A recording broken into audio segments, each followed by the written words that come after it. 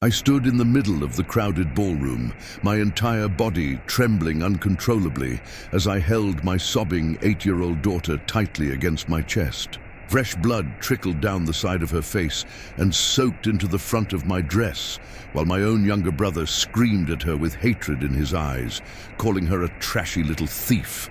Around us, more than 200 elegantly dressed guests stood frozen in shock, but the people who mattered most to me, my own parents, didn't rush to help my injured child. Instead, they stood there nodding in cold approval, completely ignoring the heavy wooden wedding menu board my brother had just smashed against my little girl's head.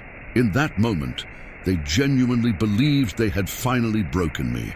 They thought they had destroyed my spirit and permanently ruined my daughter's reputation simply to protect their own pride and social image. But as I looked down at the crimson blood staining my fingers, something inside me changed. The grief disappeared and turned into something cold and sharp as ice, because they had absolutely no idea that the flashing red lights pulling into the parking lot outside the venue were about to tear apart everything they had spent their entire lives building, sharing a story. This painful has never been easy for me. Even now, every memory feels like reopening an old wound. But knowing that I am not alone somehow makes it bearable. Before I tell you exactly what happened, I want to know where you're watching from right now. Is it morning where you are, or has the night already settled in? What city are you in, and what time is it there? Let me know in the comments, because it genuinely amazes me to see how far our little digital family reaches across the world. My name is Harper, and until June of 2026, I was the kind of woman who remained silent no matter how badly she was treated. I swallowed my tears, ignored my pain, and spent my entire life cleaning up the messes other people created. I was 32 years old, working as a graphic designer in the beautiful historic city of Savannah, Georgia. I'd built a quiet and peaceful life with my husband, Ryan, and despite everything I had endured, I considered myself incredibly lucky. Yet above every title I held, wife, designer, homeowner, there was one title that meant more to me than anything else in the world. I was Lily's mother. Lily was 8 years old and the gentlest soul I had ever known. She still looked at the world with complete wonder and innocence. She was the kind of child who would stop walking just to watch a butterfly resting on a flower or save her weekly allowance so she could buy treats for the dogs at the local animal shelter. She had the kind of heart that made you believe goodness still existed in the world. She was my entire universe.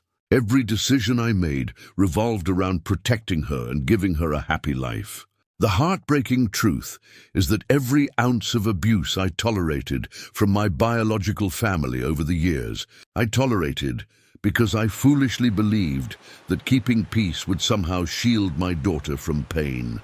When you grow up in Savannah, especially around families obsessed with wealth and social status, you learn one lesson very early in life. Appearances are everything. My parents, Charles and Helen, cared deeply about image and reputation. They desperately wanted to be accepted into high society circles and spent their lives pretending to be people they were not. I, meanwhile, was always the quiet and obedient daughter. I got straight A's in school. I never stayed out late. I cleaned the house without being asked and never talked back. I kept my head down and tried to be perfect, because I honestly believed that if I became good enough, kind enough, and obedient enough, my parents would eventually look at me with the same pride and affection they reserved for my younger brother. Austin, but innocence can be dangerous when you are surrounded by wolves who wear the faces of your mother and father. I kept hoping that my constant kindness and endless sacrifices would eventually earn me a seat at the family table. I dreamed that one day my mother would wrap her arms around me and tell me she loved me the way she loved my brother. Ryan saw the truth from the very beginning. We started dating in our early 20s, and after almost every family dinner, he would hold my hand while walking me to the car and quietly say, "Harper, they don't deserve you. You're giving pieces of your soul to people who wouldn't even offer you a glass of water if you were dying of thirst in a desert." but I couldn't let go of my fantasy. I wanted a loving family so badly that I ignored every warning sign. When Ryan and I got married in a small, modest backyard ceremony, my parents didn't even stay long enough to attend the reception. They showed up, posed for photographs, and left. Even then, I blamed myself. I promised that I would become a better daughter and a better sister. I believed that if I continued proving my loyalty, things would eventually change. I didn't understand that to people like Charles, Helen, and Austin, my loyalty was never seen as a virtue. To them, it was a resource, something to exploit and drain until there was absolutely nothing left. Then I made the mistake of bringing my daughter into that toxic environment. I saw my father's smiles and my mother's kisses and convinced myself they were genuine expressions of love. I ignored the truth hiding underneath the expensive clothing and southern charm. My family was a nest of vipers, simply waiting for the perfect moment to strike, to understand how we ended up standing in that blood-stained ballroom. You need to understand the lifetime of sacrifices I made for the golden child of our family. Austin was only 2 years younger than me, but from the day he was born, he was treated like royalty. I was expected to serve him. He was the son who would supposedly carry on the family name. In my parents' eyes, he could do absolutely no wrong. They didn't simply favor him. They worshipped him. Every mistake Austin made was excused. Every demand he had was fulfilled. Every problem he created somehow became my responsibility. The real exploitation began when I turned 18 years old. I'd worked harder than anyone I knew throughout high school. I maintained a perfect GPA while also working part-time at a local bakery. My biggest dream was to attend a prestigious out-of-state university and study graphic design. When I received my acceptance letter, I was ecstatic. Then, 2 weeks before move-in day, my parents called me into the kitchen. My mother didn't even look me in the eye. She pushed a glass of iced tea toward me and said, "Harper, you need to be realistic. Austin wants to attend a private business academy in Atlanta, and we can't afford both of you. You're a girl. You can go to the local community college here in Savannah. You need to step aside for your brother. He's going to do big things for this family," I cried for 3 days. Then I gave up my dream. I stayed in Savannah and attended community college while my parents proudly posted photographs online of Austin moving into his expensive dorm room, but sacrificing my education wasn't enough. As soon as I started building my graphic design career and saving money, my parents transformed me into Austin's personal ATM. Austin lived a life of luxury he had never earned. He drove expensive sports cars and wore designer clothing. Every time he maxed out his credit cards or one of his ridiculous business ideas failed, my father called me with the exact same emotional manipulation. "He's your brother, Harper. He's in a difficult situation. Family stands together." Over 5 years, my family drained exactly $25,400 from my savings. Not once did they repay me. Whenever I asked about the money, my mother called me selfish. Austin grew into an arrogant, narcissistic man who genuinely believed the world owed him everything. Then he met Amber. Amber came from an incredibly wealthy old money family in Savannah, and she was just as manipulative and snobbish as Austin. Together, they became unbearable. When they announced their engagement, my parents immediately offered to pay for an extravagant $80,000 wedding at one of Savannah's historic estates. They were financing it with money squeezed from me and loans they fully expected me to help cover. Ryan begged me not to attend. He looked at me and said, "Harper, they treat you like dirt. Look at this invitation. They didn't even put your name on the family list." But then I looked at Lily. She was so excited about wearing her pretty white flower dress and seeing her uncle get married. I smiled and said, "We have to support them." I truly believe that if I stayed quiet, smiled politely, and remained out of everyone's way, we could survive one evening peacefully. I had no idea that Austin and Amber didn't invite me because they wanted family there. They invited me because they needed someone to humiliate. The Wedding reception at the historic Savannah estate was overwhelming. Crystal chandeliers sparkled overhead. Soft jazz music floated through the ballroom. More than 200 wealthy guests dressed in black tie. Attire sipped champagne and laughed. Ryan and I were seated at the very back of the ballroom. Beside the kitchen doors. It was a deliberate insult from my mother. Still, I smiled for Lily's sake. She looked adorable in her little white dress, swinging her legs happily beneath the table while eating vanilla ice cream. About an hour into the reception, Ryan's phone buzzed. It was an urgent conference call concerning a major corporate account his logistics company had been chasing for 6 months. He looked at me. Apologetically, I squeezed his hand and whispered, "Go ahead, babe. It's too loud in here anyway. Go out to the courtyard where it's quiet. Lily and I will be fine."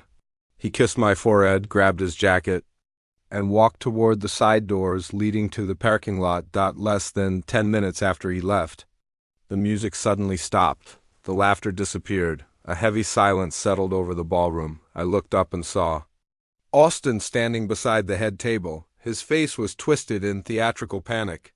"My phone is gone?" he shouted. Amber dramatically gasped and clutched her pearls. Austin grabbed the microphone. "Everyone, listen up. My brand new iPhone 17 Pro Max is missing. It was sitting right here on the bridal table.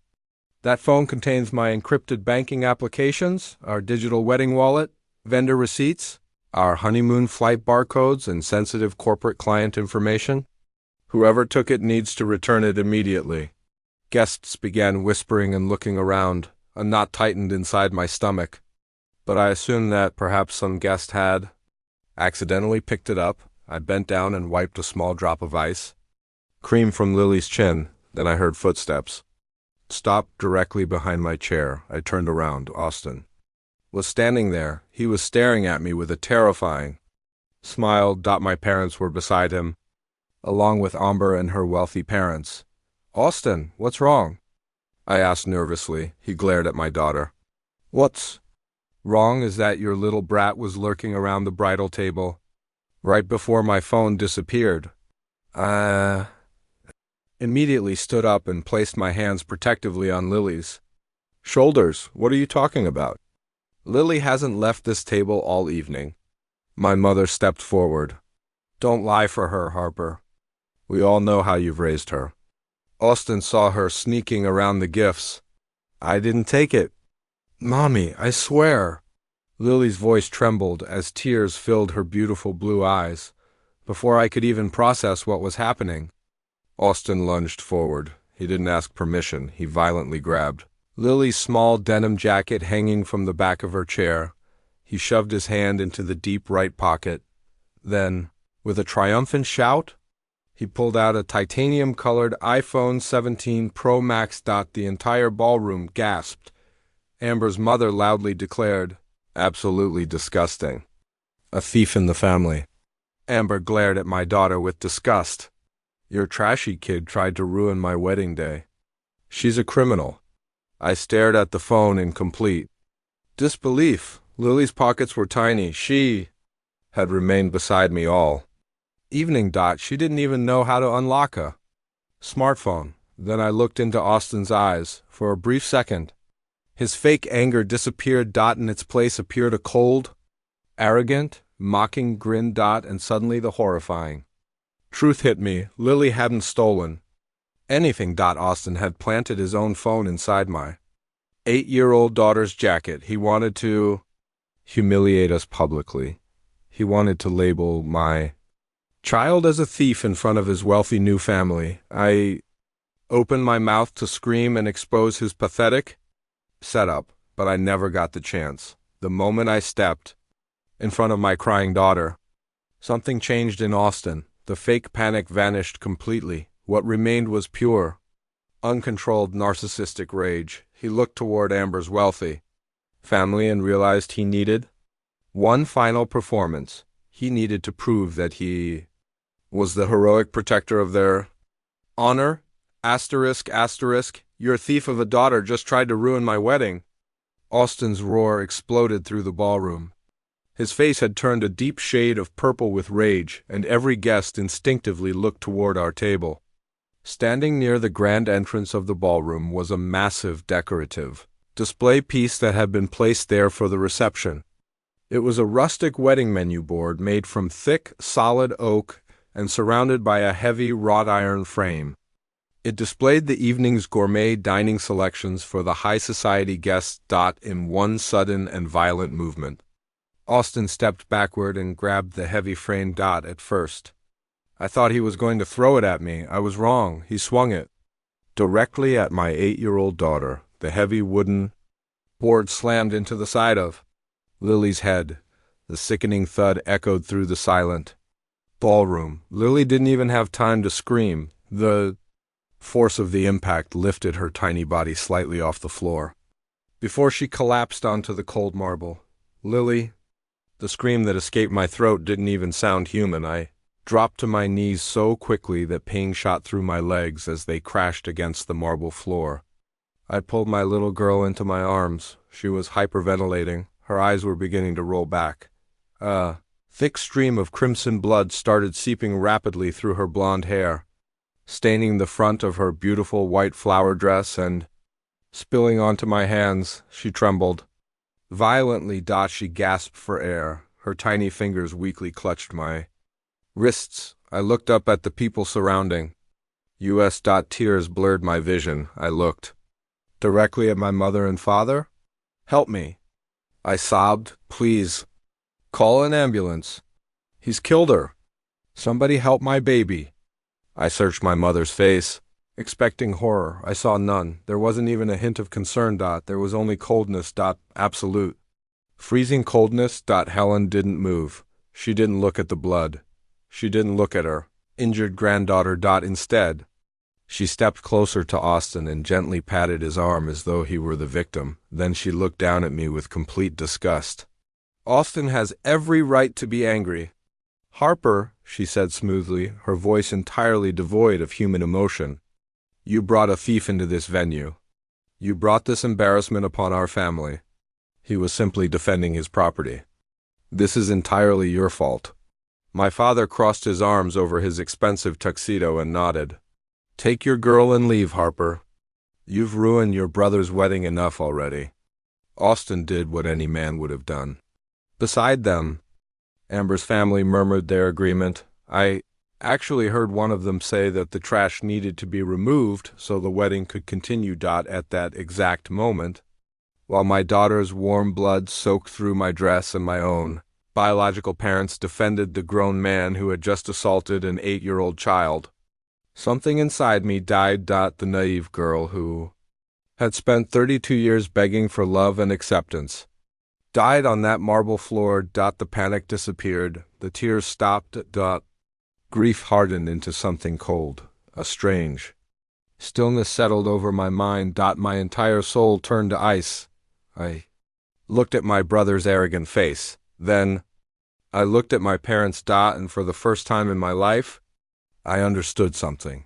Being kind to these people had been a mistake. I wasn't going to cry anymore. I wasn't going to beg anymore. I was going to destroy every single person standing in that circle.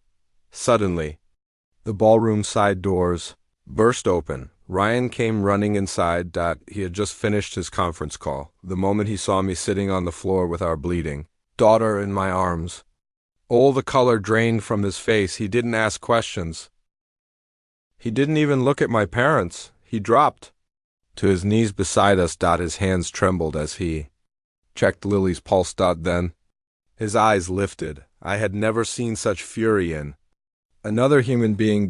Without saying another word, Ryan pulled out his phone and called emergency services. He was practically screaming at the operator. I slowly stood. I wiped Lily's blood across my skirt. Then I stood to my full height, and I took complete control of the room. Within 10 minutes, the heavy double doors burst open once again.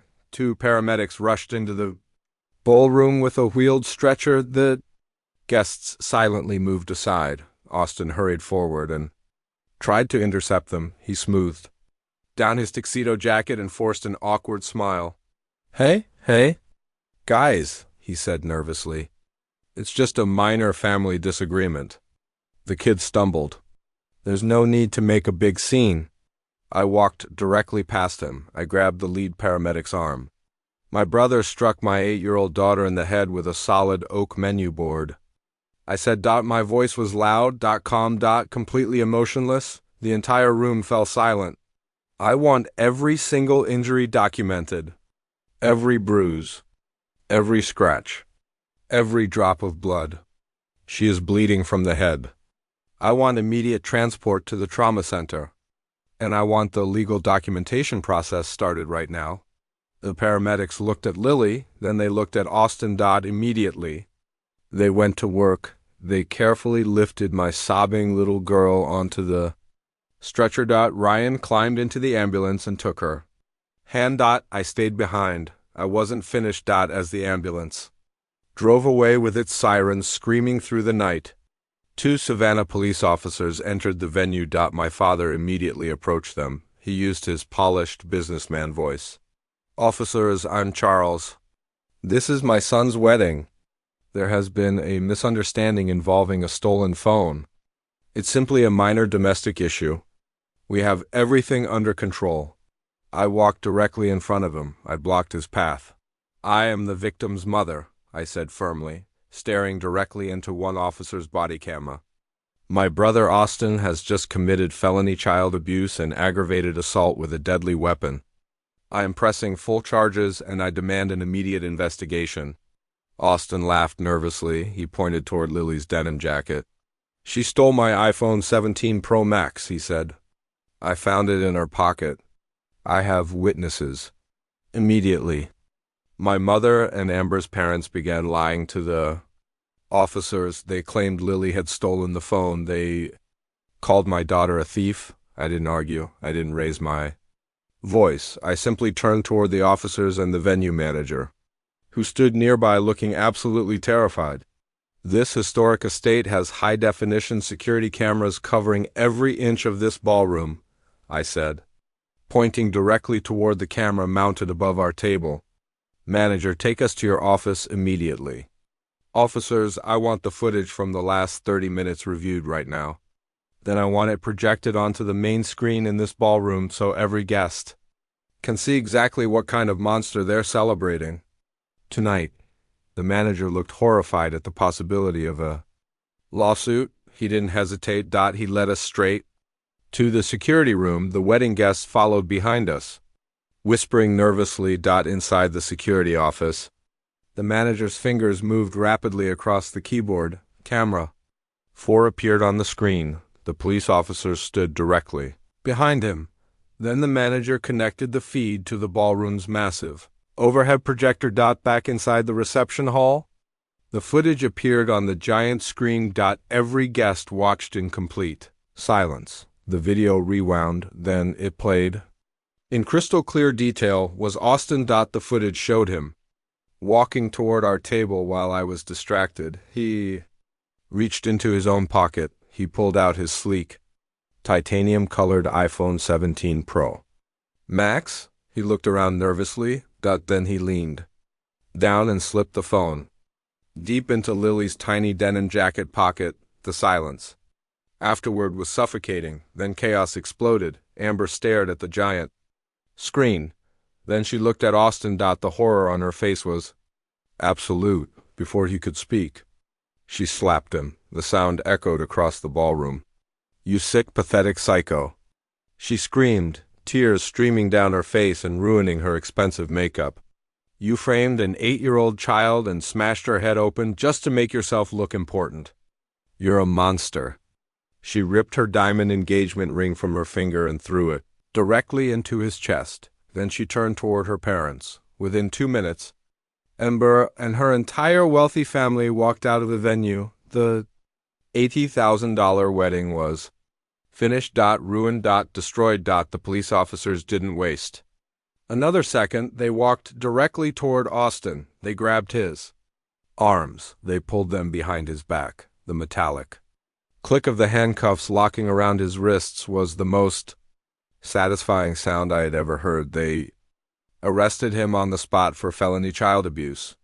aggravated assault, and filing a false police report.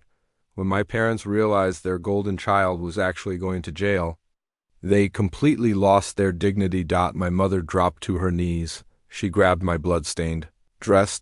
She sobbed uncontrollably. "Harper, please," she begged.